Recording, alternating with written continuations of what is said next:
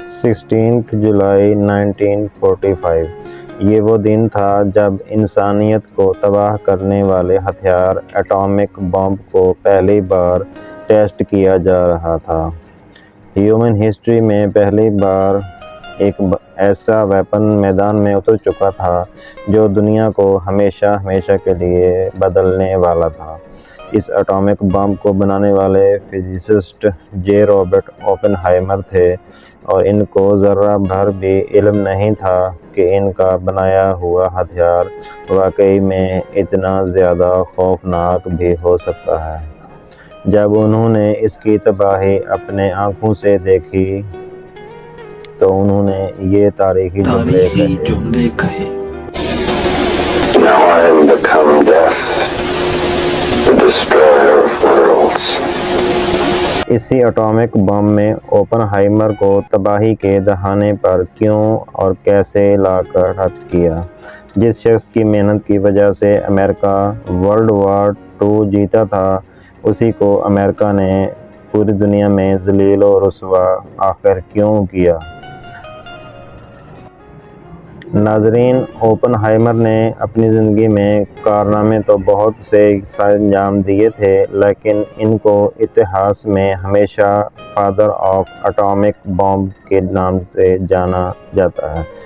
1904 میں پیدا ہوئے اور صرف 18 سال کی ایج میں کیمسٹ بننے کا خواب ان کو ہارورڈ لے گیا۔ ایڈمیشن ملتے ہی یہ بیماری کی وجہ سے پورا 1 سال کلاسز جوائن نہ کر سکے، لیکن پھر بھی 4 سال کی ڈگری انہوں نے 3 سالوں میں ہی حاصل کر لی۔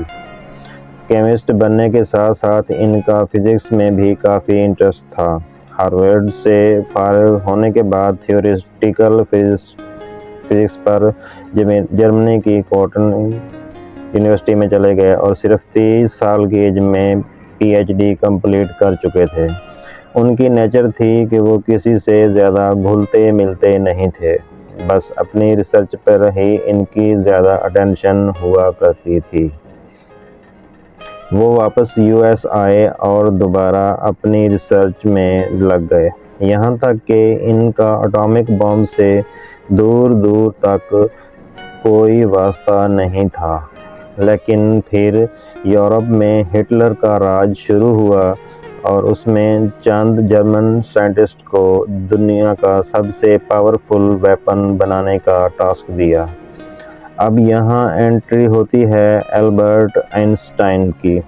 جی ہاں، آئنسٹائن نے ہٹلر کا ہی خطرہ نہ کیا اور امریکن پریزیڈنٹ روزویلٹ کو ایک لیٹر لکھ کر کہا کہ ہمیں بھی اس طرح کا ویپن تیار کرنا چاہیے، ورنہ کل کو ہٹلر ہم پر حاوی ہو سکتا ہے۔ آئنسٹائن کا لیٹر پڑھ کر امریکن پریزیڈنٹ نے فوراً ایکشن لیا اور یو ایس ملٹری کو آرڈر دیا کہ ایٹامک بم پر ریسرچ پروجیکٹ شروع کر دیا جائے۔ اس مشہور زمانہ پروجیکٹ کو آج دنیا مین ہیٹن پروجیکٹ کے نام سے جانتی ہے۔ ایسا مانا جاتا ہے کہ ایٹامک بم شاید کبھی بن ہی نہیں پاتا اگر البرٹ آئنسٹائن امریکن پریزیڈنٹ کو یہ لیٹر نہ لکھتے۔ خیر، اب ہونا تو یہ چاہیے تھا کہ مین ہیٹن پروجیکٹ کے لیے یو ایس آرمی آئنسٹائن کو ہی چنتی، کیونکہ انہوں نے ہی امریکن پریزیڈنٹ کو ہی لیٹر لکھا تھا، لیکن ایسا نہیں ہوا۔ البرٹ آئنسٹائن کا بیک گراؤنڈ جرمنی سے تھا اور یو ایس آرمی کو یہ شک تھا کہ شاید آئنسٹائن ان کے ساتھ کوئی چال چل رہا ہے۔ اسی وجہ سے پروجیکٹ مین ہیٹن کی سربراہی اوپن ہائمر کے سپرد کر دی گئی۔ اوپن ہائمر آئنسٹائن کے ویوز سے کافی اتفاق کرتے تھے اور وہ بھی جان پاتے تھے کہ امریکہ کو ایٹامک بم بنا لینا چاہیے۔ اس سیکرٹ پروجیکٹ کے لیے نیو میکسیکو میں ایک پورا شہر بنایا گیا جس کو لاس ایلاموس کہا جاتا ہے۔ یو ایس گورنمنٹ نے پروجیکٹ میں بے تحاشا پیسہ بہانا شروع کر دیا۔ 1945 کے دور میں اس پروجیکٹ پر ٹوٹل $2 ارب کا خرچہ کر دیا گیا۔ امریکہ کی ہسٹری میں یہ سب سے امپورٹنٹ اور سب سے زیادہ سیکریٹ پروجیکٹ ہونے والا تھا، لیکن اس راز کو سنبھالنا یو ایس ملٹری کے لیے بہت ہی چیلنجز تھا۔ لاس ایلاموس میں مین-ہیٹن پروجیکٹ پر ٹوٹل 1,30,000 ورکرز کام کرتے تھے۔ ان لوگوں کو بڑی جانچ پڑتال کے بعد چنا گیا تھا تاکہ پروجیکٹ کے حوالے سے کوئی بھی خبر باہر کی دنیا کو معلوم نہ ہو سکے۔ ان میں سے سائنسدان، ٹیکنیشینز اور ریسرچرز سمیت لوئر اسٹاف بھی شامل تھے۔ سب کو یہ ڈائریکشن دی گئی تھی کہ پروجیکٹ کے حوالے سے وہ کسی کو کچھ نہ بتائیں، حتیٰ کہ اپنی فیملیز کو بھی۔ یہاں کوئی بھی ایک دوسرے کو اصلی نام سے نہیں جانتا تھا، سب کو ایک جعلی نام دیا گیا تھا، اور پروجیکٹ سائٹ کا یہ رول تھا کہ اگر کسی کا اصلی نام لیک ہوا تو اس کو سزا دی جائے گی۔ یہاں لیٹرز آتے تھے، لیکن فیک ایڈریس پر۔ وہ ایڈریس تھا PO box 1663 new Mexico.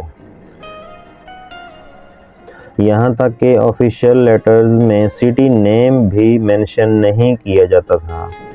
Letters کی سینسرشپ کے لیے یہاں سینسر ڈپارٹمنٹ پہلے تمام لیٹر کو کھول کر پڑھتا تھا اور اس کے بعد وہ آگے بھیجا جاتا تھا۔ اسی طرح یہاں سے بھیجے جانے والے لیٹرز بھی پہلے پڑھے جاتے تھے۔ پروجیکٹ سائٹ کے اندر آنے کے لیے سخت سیکیورٹی رکھی گئی تھی۔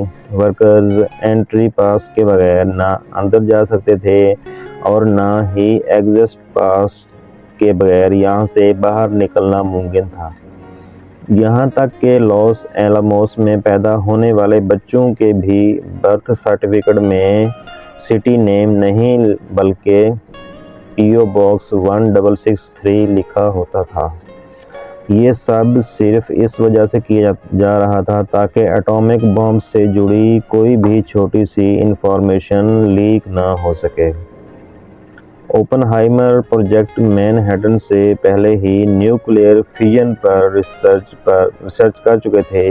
یہ ایک ایسا ری ایکشن ہوتا ہے جس میں ایٹمز کو سپلٹ کر کے حد سے زیادہ انرجی پیدا کی جا سکتی ہے۔ قدرت میں پایا جانے والا سب سے بھاری ایلیمنٹ یورینیم ہوتا ہے۔ یورینیم کے ایک ایٹم میں 92 پروٹونز اور 140 نیوٹرونز ہوتے ہیں، جن کو اگر ملا لیں پلس کر لیں تو یورینیم کا ٹوٹل ایٹامک ماس 238۔ اب سائنسدانوں نے کئی ایکسپیریمنٹس اور ریسرچ کے بعد یہ نتیجہ نکالا کہ اگر یورینیم 238 کو ایک خاص پروسیس سے گزارا جائے تو اس میں سے یورینیم 235 نکلتا ہے، اور یہ انتہائی انسٹیبل ایلیمنٹ ہے۔ یعنی اگر ایک نیوٹرون کو اس نئے یورینیم 235 کے ساتھ کولیٹ کیا جائے تو یورینیم سپلٹ ہو جاتا ہے اور ناقابل یقین مقدار میں انرجی پیدا کرتا ہے۔ سپلٹ ہوتے ہی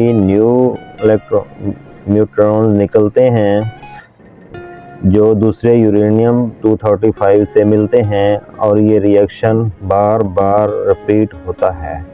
یہ سارا چین ری ایکشن صرف چند مائکرو سیکنڈز کے اندر ہی پورا ہو جاتا ہے، اور سارے ری ایکشن کا نچوڑ ہمیں ایک زوردار دھماکے اور انرجی ریلیز کی صورت میں دیکھنے کو ملتا ہے۔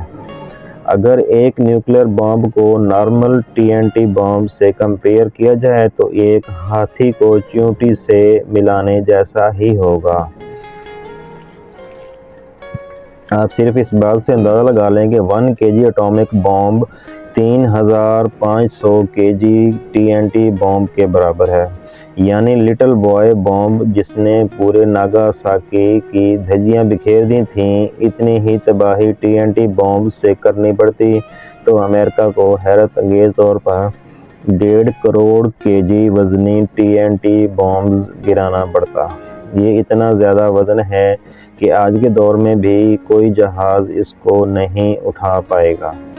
اٹامک بم میں یورینیم کو استعمال کرنے کا سب سے بڑا نقصان یہ تھا کہ یورینیم ایک نیچرل ایلیمنٹ ہے اور ظاہر ہے یہ ایک لمیٹڈ کوانٹٹی میں ہی مائن کیا جا سکتا ہے۔ ریسرچرز نے یورینیم کے ٹکر کا ہی ایک نیا ایلیمنٹ بنایا جو نیچرل کی بھی نہیں تھا اور جو یورینیم 235 سے بھی زیادہ انسٹیبل تھا۔ یہ ایلیمنٹ تھا پلوٹونیم 239۔ امریکہ کو پروجیکٹ مین ہیٹن پورا کرنے کی بہت جلدی تھی، کیونکہ ایک طرف تو ورلڈ وار 2 چل رہی تھی، دوسری طرف امریکہ کو یہ بھی خطرہ تھا کہ کہیں جرمنی ان سے پہلے یہ بم نہ تیار کر لے۔ آخرکار 16 جولائی 1945 کو دنیا کا پہلا اٹامک بم تیار ہو چکا تھا اور اب باری تھی اس کو ٹیسٹ کرنے کی۔ جب اس کو ڈیٹونیٹ کیا گیا تو اس کی شدت دیکھ کر پوری دنیا خوف زدہ ہو گئی۔ اوپن ہائمر سمیت دوسرے سائنٹسٹ جو اس پروجیکٹ کا حصہ تھے وہ خود بھی اس ہتھیار سے خوف زدہ ہو گئے۔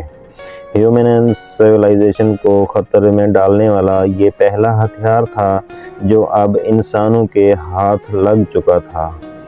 اس سے انسانیت پر کیا اثرات برپا ہو سکتے ہیں یہ جانے بغیر اگلے ہی مہینے امریکہ نے اس کو جاپان کے شہر ہیروشیما اور ناگاساکی پہ استعمال کر ڈالا۔ ان دونوں حملوں میں 2.5 لاکھ سے زیادہ لوگ جان سے ہاتھ دھو بیٹھے۔ 6 دنوں کے بعد جاپان نے امریکہ کے سامنے ہتھیار ڈال دیے اور یہیں پر ہوا ورلڈ وار 2 کا دی اینڈ۔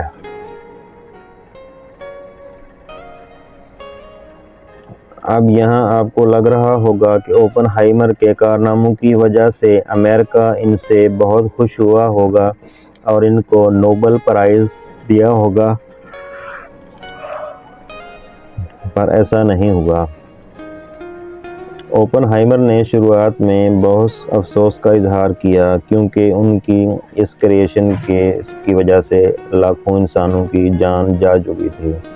اس واقعے نے ان کو اندر سے پوری طرح توڑ دیا تھا اور انہوں نے خود کو دنیا سے الگ کرنا شروع کر دیا تھا۔ اگر وہ چاہتے تو امریکہ کی یہ طاقت منٹوں میں کہیں اور بھی شفٹ کر سکتے تھے۔